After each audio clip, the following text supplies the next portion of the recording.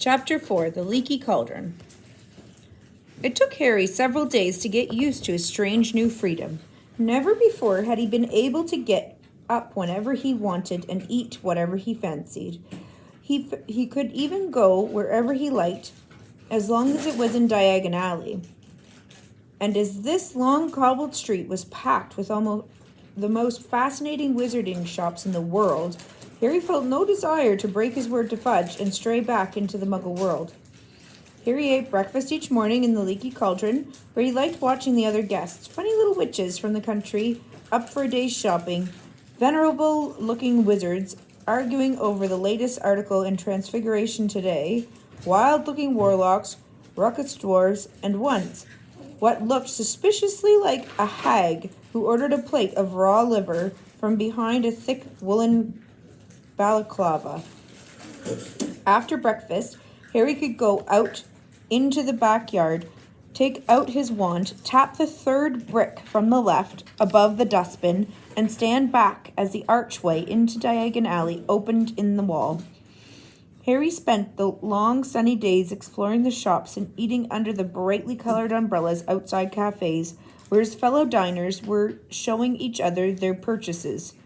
"It's a lunoscope, old boy. No more messing around with moonshots, see?" Or else discussing the case of Sirius Black. "Personally, I won't let any of the children out alone until he's back in Azkaban." Harry didn't have to do his homework under the blankets by torchlight anymore. Now he could sit in the bright sunshine outside Florine Fortescue's ice cream parlor, finishing all his essays with occasional help from Florine Fortescue himself, who, apart from knowing a great deal about medieval witch burnings, gave Harry free Sundays every half hour. Once Harry had refilled his money bag with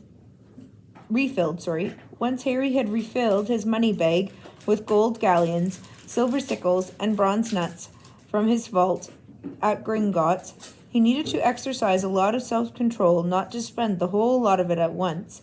He had to keep reminding himself that he had 5 years to go at Hogwarts, and how it would feel to ask the Dursleys for money for spell books, to stop himself buying a handsome set of solid gold gobstones, a wizard game rather like marbles, in which the stones squirted the nasty-smelling liquid into the other player's face when they lost a point.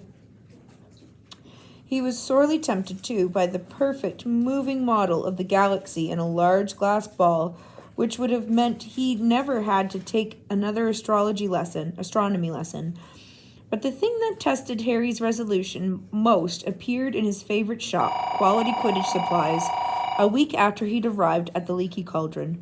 Curious to know what the crowd in the shop was staring at, Harry edged his way inside and squeezed in amongst the excited witches and wizards until he glimpsed the newly erected podium, on which he mounted the most magnificent broom he had ever seen in his life.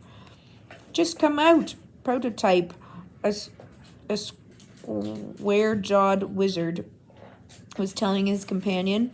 "It's the fastest broom in the world, isn't it, Dad?" squeaked a boy younger than Harry, who was swinging off his father's arm. "Irish International Sides just put an order for 7 of these beauties," the proprietor of the shop told the crowd.